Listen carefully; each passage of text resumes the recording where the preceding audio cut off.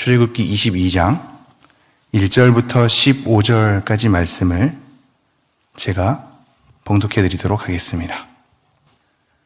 사람이 소나 양을 도둑질하여 잡거나 팔면 그는 소 한 마리에 소 5마리로 갚고 양 한 마리에 양 4마리로 갚을지니라.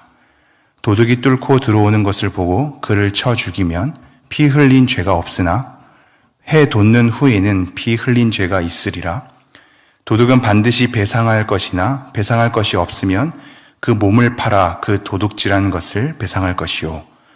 도둑질한 것이 살아 그의 손에 있으면 소나 나귀나 양을 막론하고 갑절을 배상할지니라. 사람이 밭에서나 포도원에서 짐승을 먹이다가 자기의 짐승을 놓아 남의 밭에서 먹게 하면 자기 밭에 가장 좋은 것과 자기 포도원에 가장 좋은 것으로 배상할지니라. 불이 나서 가시나무에 댕겨 낯가리나 거두지 못한 곡식이나 밭을 태우면 불 놓는 자가 반드시 배상할지니라. 사람이 돈이나 물품을 이웃에게 맡겨 지키게 하였다가 그 이웃에서 도둑을 맞았는데 그 도둑이 잡히면 갑절을 배상할 것이요. 도둑이 잡히지 아니하면 그 집주인이 재판장 앞에 가서 자기가 그 이웃의 물품에 손댄 여부의 조사를 받을 것이며 어떤 잃은 물건, 즉 소나 나귀나 양이나 의복이나 또는 다른 잃은 물건에 대하여 어떤 사람이 이르기를 이것이 그것이라 하면 양편이 재판장 앞에 나아갈 것이요 재판장이 죄 있다고 하는 자가 그 상대편에게 갑절을 배상할지니라. 사람이 나귀나 소나 양이나 다른 짐승을 이웃에게 맡겨 지키게 하였다가 죽거나 상하거나 끌려가도 본 사람이 없으면 두 사람 사이에 맡은 자가 이웃의 것을 손을 대지 아니하였다고 여호와께 맹세할 것이요 그 임자는 그대로 믿을 것이며 그 사람은 배상하지 아니하려니와 만일 자기에게서 도둑 맞았으면 그 임자에게 배상할 것이며 만일 찢겼으면 그것을 가져다가 증언할 것이요 그 찢긴 것에 대하여 배상하지 아니할지니라. 만일 이웃에게 빌려온 것이 그 임자가 함께 있지 아니할 때에 상하거나 죽으면 반드시 배상하려니와 그 임자가 그것과 함께 있었으면 배상하지 아니할지니라.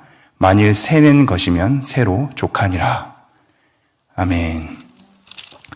네, 저희는 신명기 죄송합니다. 10가지 언약의 10가지 계명 이후에 좀 더 세부적인 지침을 따라서 계명을 살펴보고 있습니다. 그래서 어제는 사람에게나 짐승에게나 상해를 입혔을 때 어떻게 해야 하는가를 살펴봤거든요. 폭력, 폭행을 통하여서 상해를 입힌 경우, 동물이 사람에게 상해를 입힌 경우, 동물이 동물에게 상해를 입힌 경우 여러 가지를 좀 살펴보았습니다. 오늘은 배상에 대한 것입니다. 내가 갚아주는 것입니다. 돌려주는 거죠. 어떤 물건에 대해 또는 소유물에 대해 피해를 주었을 때 그것을 배상하는 차원에서 오늘 내용이 전개되고 있습니다. 그런데 이러한 배상에 대한 내용은 특별한 상황을 잘 헤아리는 것이 중요한데요. 우선 배상하게 될 때 여러 큰 상황을 설정해 놓습니다. 첫 번째 상황이 도둑을 맞을 때입니다. 도둑이 들어와서 도둑질을 해간 상황에서 그 물품을 어떻게 배상해야 할 것인가에 대한 부분이고요. 두 번째는 보관에 대한 것입니다. 맡겨라는 단어가 나오거든요. 내 물건을 이웃에게 맡겨서 그 이웃이 보관하게 될 때 도둑질을 당하거나 아니면 그 물품이 피해를 입게 될 때 어떻게 배상할 것인가에 대한 부분이고요. 커다란 세 번째 경우는 빌려올 때입니다. 내가 아까는 맡긴 것이고요. 이번에는 다른 사람에게 어떤 물품을 빌려온 겁니다. 이 빌려왔을 때 이 물품에 대해서 어떻게 배상할지에 관해서 얘기를 하고 있습니다.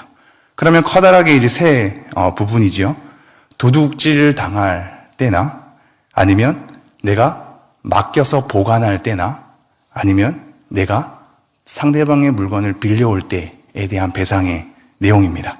이 내용이 너무 재밌어서요. 여러분이 이 말씀 한번 그냥 제가 읽어드리면 무슨 내용인지 잘 모를 텐데 상황들이 되게 여러 상황들이 놓여져 있습니다. 그 상황들을 한번 헤아려 보고 제가 총괄적으로 이 말씀의 의미를 오늘날에 다시 한번 헤아려 보도록 하겠습니다. 22장 1절입니다. 1절에는 사람이 소나 양을 도둑질하여 잡거나 팔면이라고 나와 있습니다. 이 도둑질을 당한 거고요. 소나 양이 이미 도둑질한 사람이 처리를 한 겁니다. 그래서 잡거나 팔면이라고 되어 있죠. 더 이상 찾을 수 없이 그 내 소유가 처리가 된 상태, 도둑질한 사람이 처리가 된 상태에는 어떻게 배상해야 하는가? 소는 소 5마리로 갚고 양은 4마리로 갚아라 라고 얘기하고 있습니다. 굉장히 크죠? 4배, 5배로 불려져 있죠. 그러나 이 도둑질한 우리 소나 양이 살아있을 때, 그건 되찾을 수 있잖아요. 살아있을 때는 4절입니다. 도둑질한 것이 살아 그의 손에 있으면 소나 낙이나 양을 막론하고 갑절을 배상할지니라. 갑절은 2배입니다. 엘리사가 엘리야에게 갑절의 영을 부어주십시오라고 할 때 우리는 엄청나게 많은 배수를 생각하는데요. 사실상 2배에 대한 표현인 거거든요. 이렇게 살아있을 때는 2배로 배상하라 라고 얘기하고 있죠. 그렇다면 2절, 또 다른 상황, 2절, 3절이 껴있는데요. 그렇게 도둑질을 당할 때 도둑이 뚫고 들어오는 것을 보고 그를 쳐 죽이면 피 흘린 죄가 없으나, 자, 이 구절만 보면 정확한 상황이 헤아려지지 않는데 아마도 야밤일 가능성이 굉장히 크고요. 왜냐하면 3절이 해 돋는 후에 밝은 낮의 상황을 설정하고 있거든요. 그러니까 밤에 기습적으로 모르는 사이에 위협을 가할 수 있는, 누군지도 모르며 어떤 무기를 들었을지도 모르는, 그래서 내 생명에 위협을 가할 수 있는 그런 특정한 상황에는 그렇게 도둑질한 사람을 죽이는 것이 정당방위가 되는 거죠. 그래서 그 피해에 있어서는 하나님 앞에 벌을 받지 않을 것이다. 죄가 없을 것이다. 그러나 3절, 해 돋는 후, 낮이잖아요. 볼 수 있는 상황이고 사람들에게 도움을 요청할 수 있는 상황, 충분히 위협적인 상황이지만 그 갈등을 해결할 수 있는 이 상황에는 하나님의 형상인 사람을 함부로 죽여서는 안 된다라고 제한을 두고 있죠. 그래서 그럴 때에는 피 흘린 죄가 있으리라. 도둑을 반드시 배상할 것이나 배상할 것이 없으면 그 몸을 팔아. 최소 6년이죠. 7년 때 안식년에는 해방되니까요. 최소 6년 동안엔 종살이를 해서 배상할 것이다 라고 얘기를 하고 있습니다. 5절입니다. 5절에는 또 다른 상황인데요. 사람이 밭에서나 포도원에서 짐승을 먹이다가 자기의 짐승을 놓아 남의 밭에서 먹게 하면, 자기의 짐승을 놓았습니다. 이 놓다라는 것이 의도적인가 의도적이지 않은가에 따라서 또 다른 배상이 이루어지긴 할 겁니다. 그럼 이 구절에서는 정확한 상황은 알 수 없습니다. 자기 동물을 그냥 놓았는데 동물이 의지적으로 남의 밭에 가서 먹은 것을 얘기하는지, 아니면 이 주인이 방관한 것인지, 이미 남의 밭에 갈 것을 알면서도 그것을 막지 아니하고 의도적으로 방관한 상태일 수도 있습니다. 그것이 의도적이든 의도적이지 않든 지금 짐승을 놓은 상태이고요. 그럼 놓아서 남의 밭에서 먹게 하면 자기 밭에 가장 좋은 것, 자기 포도원에 가장 좋은 것으로 배상하라 라고 얘기하고 있습니다. 자, 6절은 또 다른 상황인데요. 불이 난 겁니다. 불이 나서 가시나무에 댕겨, 아마도 그 각 밭에 경계표일 가능성이 있습니다. 이 가시나무는 둘레를 친 건데요. 그 가시나무에 댕겨져서 불이 옮겨진 거죠. 그래서 남의 낯가리나 거두지 못한 곡식이 태워진 겁니다. 그렇다면 불 놓은 자가 반드시 배상할 것이다 라고 얘기하고 있습니다. 7절부터는 또 다른 상황입니다. 이제 보관에 대한 상황인데요. 사람이 돈이나 물품을 이웃에게 맡겨 지키게 하였다가, 자, 보관하러 상대방에게 맡긴 겁니다. 그런데 하필 그 이웃집에서 도둑을 맞은 겁니다. 도둑을 맞았는데 그 도둑이 잡히면 그 도둑이 당연히 갑절을 배상해야겠죠. 그러나 8절, 도둑이 잡히지 아니하면 그 집주인이 재판장 앞에 가서 자기가 그 이웃의 물품에 손댄 여부에 조사를 받을 것이요. 제가 빌려준, 그래서 보관하게 된 그 사람이, 도둑질한 사람이 잡히지 않을 때에는 그 사람이 이제 내가 이 물건에 어떠한 의도를 품었는가를 재판하게 되는 겁니다. 재판할 것이요. 9절, 어떤 잃은 물건, 즉 소나 낙이나 양이나 의복이나 또 다른 잃은 물건에 대하여 어떤 사람이 이르기를 이것이 그것이라 하면 양편이 재판장 앞에 나아갈 것이요, 재판장이 죄 있다고 하는 자가 그 상대편에게 갑절을 배상할지니라. 자, 8절 부분에서는 보관을 한 사람이 죄가 없다라고 재판이 되면 아무런 배상을 취하지 않아도 되는데요. 9절은 또 다른 상황입니다. 그 주인이 잃은 물건을 다른 사람들이 더불어 껴서 서로 자기 것이라고 우기는 상황이죠. 서로 자기 것이라고 우기는 상황에 재판장에 재판을 해서 죄 있다 하는 사람이 배상하라라고 얘기하는 겁니다. 10절, 사람이 낙이나 소나 양이나 다른 짐승을 이웃에 맡겨 지키게 하였다가 죽거나 상하거나 끌려가도 본 사람이 없으면, 또 다른 상황인데요. 보관을 맡겼는데 나름 지켰다가 그 동물이 죽게 되거나 상하거나 끌려갔는데 본 사람이 없는 상황입니다. 열심히 보관하려고 했지만 그 상황을 지킬 수 없는 경우, 그런 경우에 11절, 두 사람 사이에 맡은 자가 이웃의 것에 손을 대지 아니하였다고 여호와께 맹세할 것이요 그 임자는 그대로 믿을 것이며 그 사람은 배상하지 아니하려니와. 사실 엄청난 말씀 아닙니까? 하나님 앞에 맹세하면 그거 그대로 받아들이랍니다. 우리는 하나님 앞에 거짓 맹세할 수도 있는데 그 수준을 넘어서는 거죠. 하나님께 맹세하는 것에 대한 기본. 맹세하면 그대로 믿어라 라고 얘기를 하고 있는 부분이죠. 자, 그런데 12절 다른 상황입니다. 만일 자기에게서 도둑 맞았으면, 이 말이 무슨 표현이냐면 10절에서는 소나 양을 내가 보관을 했는데 나름대로 지키는 상황이었는데 내가 지킬 수 없었던 그 상황에 도둑 맞거나 아니면 동물이 죽었으면 그것에 대해서 내가 배상할 필요는 없다. 그러나 자기에게서 내가 충분히 보관을 할 수 있고 지킬 수 있는 상황이었는데 도둑 맞았으면 그것은 방관인 거고 책임을 지지 않은 거니 그 부분에 있어서는 배상을 해야 한다라는 부분입니다.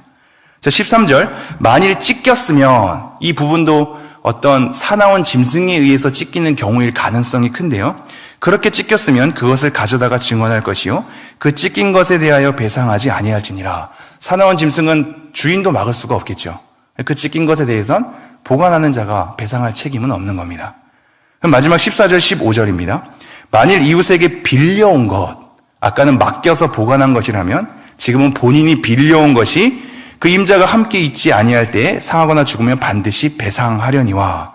빌려온 것이 임자와 함께 있지 않으면 자기가 책임을 지켜야 될 의무가 있기 때문에 반드시 배상을 해야겠지만 15절, 그 임자가 그것과 함께 있었으면 서로 같이 있는 겁니다. 그럼 배상하지 아니하고 그것을 빌려온 것에 대한 세금을 그것만 내는 것으로 족하다라고 얘기를 하고 있습니다. 여러 상황들이 혹시 눈에 들어오실지요. 한번 읽으면 잘 몰라서 상황들을 잘 헤아릴 필요가 있는데요. 이것이 오늘날 우리에게 무슨 상관이 있는가? 저는 하나를 떠올려 봅니다. 창조 기사가 실린 1장, 2장을 보면 하나님께서 아담과 하와에게 모든 것을 다스리라, 지키라 말씀하셨거든요. 보존에 대한 부분, 그것을 관리하고 돌보는 것에 대한 역할이었습니다. 우리가 세상의 만물을 다스리고 보관하고 잘 보존할 필요가 있죠. 그 다음 사람에게 잘 승계할 필요도 있습니다. 우리의 물건이 소중하면 남의 물건도 소중하겠죠. 우리가 어떻게 보관하고 어떻게 책임 있게 그것을 보존하며 그것을 잘 가꾸고 잘 돌보느냐에 따라서 우리의 관계와 하나님의 백성의 서로 하나님 앞에 서는 관계가 든든하게 서갈 것입니다. 이 십계명의 더 자세한 수많은 지침들을 보면 하나님께서 얼마나 세밀하게 백성들 삶에 개입하셨는가를 볼 수 있죠. 여러 상황을 설정합니다. 마치 우리의 삶이 성경에서 굉장히 막연하게 커다랗게 던져진 것만 같은데 따지고 보면 우리 삶 속에 깊숙이 들어올 수 있는 내용으로 우리에게 주어지고 있죠. 지금 이 수많은 설정도 우리의 모든 삶이 다 녹아져 있진 않을 겁니다. 그러나 특정 상황을 통해서 또 다른 삶을 해석할 수 있는 여지는 있었을 겁니다. 마냥 하나님의 말씀이 추상적이거나 우리의 실생활에 어떻게 정확한 지침이 없다는 것으로 내팽겨칠 계명이 아니란 말입니다. 우리의 삶을 세세하게 생각하시고 그 삶에 적용할 부분들에 대해서 언급하시며 그것을 통하여서 또 다른 삶을 해석할 수 있는 여지를 허락하셔서 우리가 어떻게 이 모든 만물과 서로의 관계 속에서 돌보고 가꾸고 보존할 것인가를 우리에게 일러주고 있습니다. 여러 가지 상황에 우린 놓일 수 있고 그 상황마다 하나님 앞에 엎드려야 할 이유가 여기에 있는 거죠. 그리고 이 계명의 배상에 대한 내용을 보면 의도에 따라서 달라질 수 있죠. 그 사람의 의도와 그것을 지킬 수 있는 상황인가 아닌가에 따라서 배상에 대한 책임이 확연하게 달라집니다. 마찬가지입니다. 우리도 모든 죄가 똑같은 것 같은데 어떻게 보면 하나님 앞에 죄를 지었다는 것은 똑같이 하나님 앞에 죄인으로 서는 것이긴 하나 그 죄에 대한 경중이 사실상 사회적 관계에서는 파급력이 다르게 미쳐지죠. 그러기에 배상도 다르게 미쳐지는 겁니다. 그 사람이 그 상황에서 어떤 의도를 가졌는가, 어떤 마음을 품었으며 어떻게 책임성 있게 처리해 갈 수 있었는가의 여지에 따라 배상에 대한 판결이 달라지고 있습니다. 우리 또한 마찬가지겠지요. 겉으로 드러나지 않아도 우리의 숨은 의도를 하나님께서 아시며 그 상황을 다른 사람들이 모른다 할지라도 상황에 대한 책임성은 하나님께서 아십니다. 우리가 이러한 계명을 대할 때마다 내가 어떤 의도와 마음으로 서야 하겠는가?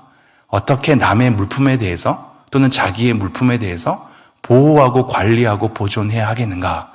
나의 삶을 한번 돌이켜보시면서 하나님 앞에 우리 일상을 소중히 살아가며 이웃에 대한 물품도 소중히 대할 수 있는, 그래서 공공 물품도 하나님 앞에서 잘 사용할 수 있는 성숙함이 우리 가운데 있기를 소망합니다. 기도하겠습니다.